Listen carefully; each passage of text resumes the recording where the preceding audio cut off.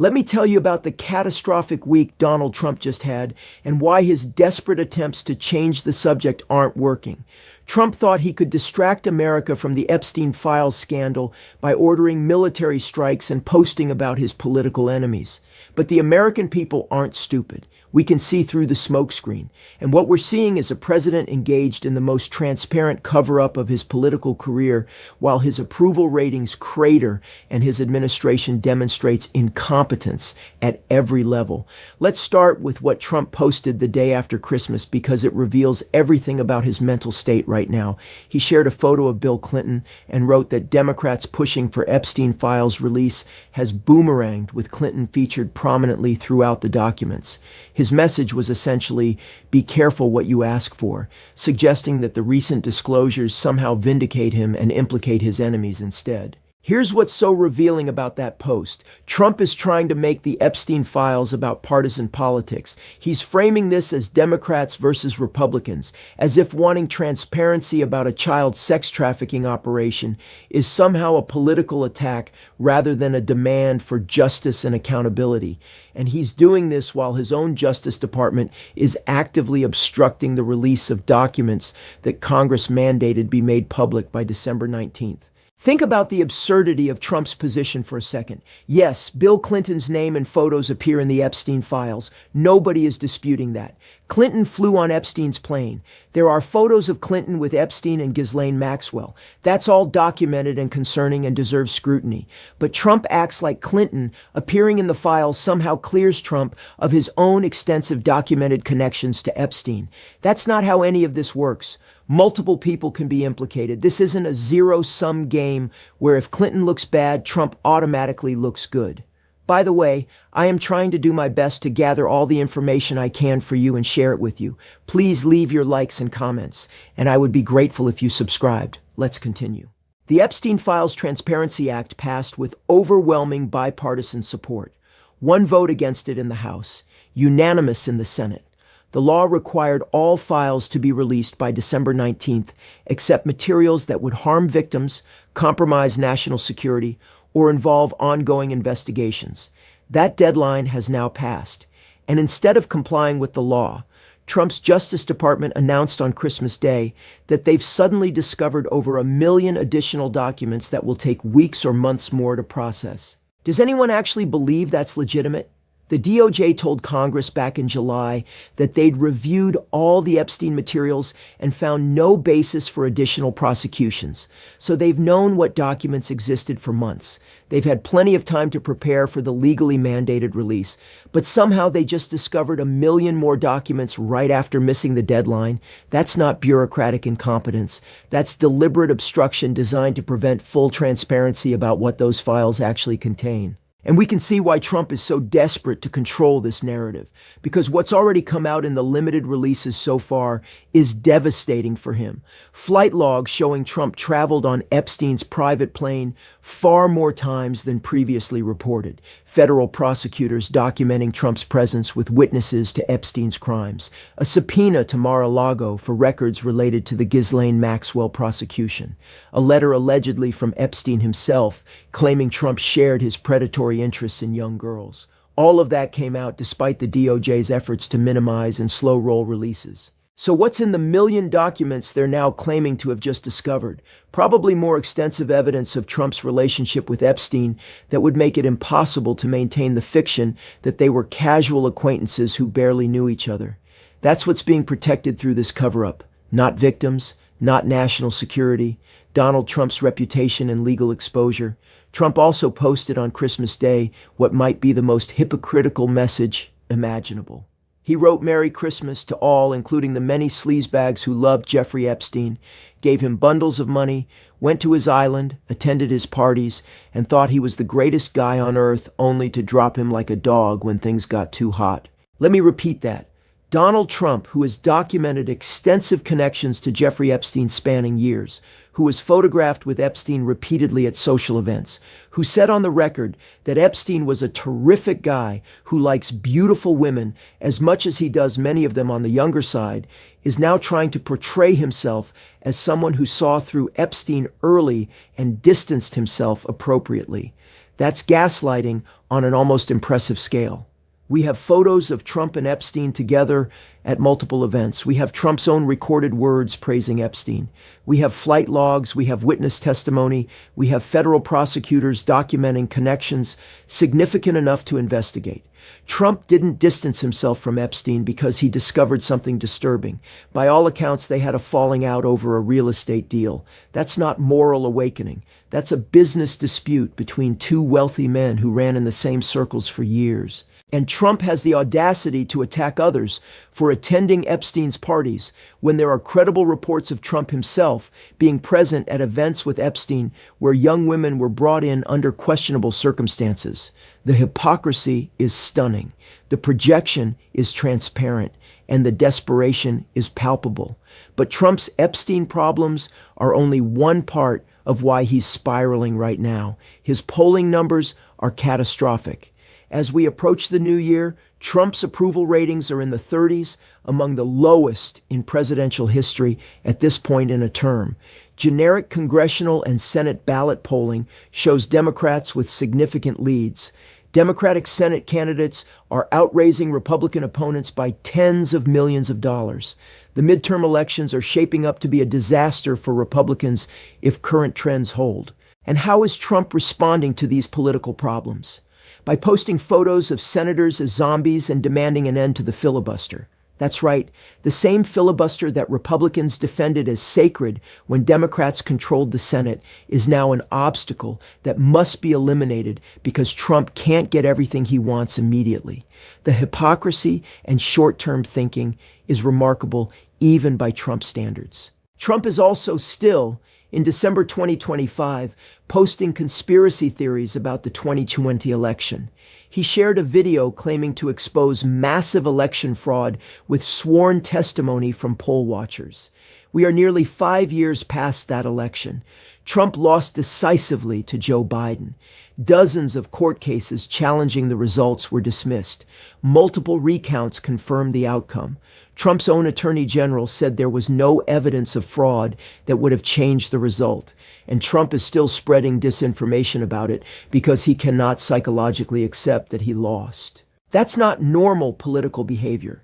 That's pathological inability to accept reality. And it's the same pattern we're seeing with the Epstein files. When facts contradict Trump's preferred narrative, he simply denies the facts and creates an alternative story that makes him look better. Truth is optional. Reality is whatever he says it is, and his supporters are expected to believe him despite overwhelming evidence to the contrary. Trump is also bragging about cutting federal employment to the lowest level since 2014.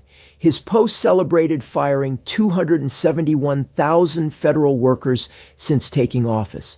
He's treating mass termination of civil servants as an accomplishment rather than what it actually is, which is undermining the government's ability to function effectively. These aren't political appointees. These are career professionals who keep government operations running, regardless of which party is in power. They're the people who process Social Security claims, manage emergency response, collect economic data, oversee workplace safety, protect the environment. And Trump is gutting those positions while simultaneously increasing federal spending by over $2 trillion in less than a year. Think about that for a second. Jobs got cut. Federal spending increased dramatically. That's not efficiency. That's not draining the swamp. That's firing competent people while spending more money with less oversight and accountability. It's the worst of both worlds, and Trump is bragging about it like it's success. His administration's incompetence extends to basic legal functions, too. Take what's happening in the Daniel Richman case. Richman was James Comey's attorney, whose communications were improperly seized by the FBI during the Trump administration's attempts to prosecute Comey. A federal judge ruled that the search was unlawful and ordered the government to return Richman's documents. The government was given a deadline. They missed it, and on the day after Christmas, they filed an emergency motion asking for an extension because they claim they don't have enough technically qualified personnel available during the holidays to comply with a court order. Think about what that admission reveals. The Department of Justice, with unlimited resources and thousands of employees, can't meet a court-ordered deadline because of Christmas? That's not a legitimate excuse. That's incompetence or deliberate noncompliance. And you want to know who signed that motion asking for more time? Lindsay Halligan, who's been disqualified as a prosecutor in other matters. The same attorney whose appointment was ruled improper is still signing government legal documents. That's the level of dysfunction we're dealing with. Trump brags about running government like a business, but his administration can't even execute basic legal procedures properly.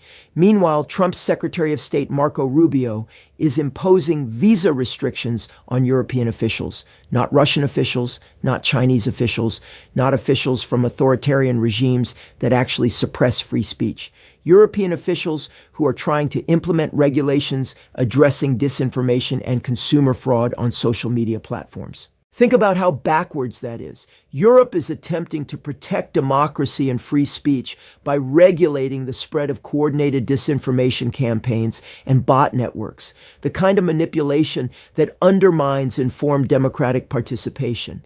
And the United States under Trump is sanctioning them for it while simultaneously removing sanctions from Russia. We're sanctioning our democratic allies for trying to protect their citizens from manipulation.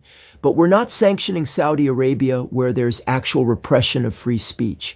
We're not maintaining pressure on Russia, which doesn't even allow these platforms to operate freely. The targeting of Europe specifically reveals whose talking points Trump is following. And it's not American interests he's defending. It's the interests of authoritarian regimes that benefit from unregulated information warfare. All of this, the Epstein cover-up, the cratering approval ratings, the administrative incompetence, the backwards foreign policy, it's happening simultaneously. And Trump's response is to post more desperately, to attack his enemies more frantically, to try to change the subject with military strikes and inflammatory social media posts. But it's not working. The American people can see what's happening. The slow-motion collapse of his presidency is visible to anyone paying attention. The Epstein files obstruction is particularly damning because it's so transparent. Congress passed a law with overwhelming bipartisan support. Trump signed it. The deadline passed. And his Justice Department is now flagrantly violating that law while claiming they just discovered millions of documents they somehow didn't know about before. Nobody believes that. Everyone can see it's a cover-up. The only question is, what exactly is being covered up and how much worse the full truth is than what's already been revealed. Trump thought he could distract from all of this by ordering strikes in Nigeria and posting about his enemies. But you can't distract people from systematic corruption and incompetence by creating new controversies. You just add to the pile of scandals that are undermining whatever remaining credibility you have. His Christmas Day posts reveal a president who's spiraling. Attacking Bill Clinton doesn't make Trump's Epstein connections disappear. Demanding an end to the filibuster doesn't fix his polling problems. Posting election conspiracy theories doesn't change the fact that he lost in 2020. Bragging about firing federal workers doesn't address the administration's inability to execute basic government functions. None of it works because none of it addresses the actual problems. And those problems are accumulating faster than Trump can deflect from them. The Epstein files are going to keep coming out despite DOJ obstruction. The midterm elections are going to happen, and current polling suggests disaster for Republicans. The federal government is going to keep demonstrating dysfunction because competent people have been fired and replaced with loyalists who can't do the jobs.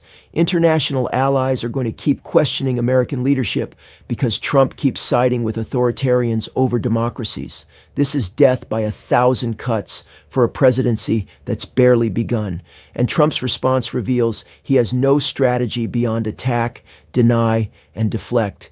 That worked during campaigns when he could keep moving and creating new controversies. But governing requires actually solving problems.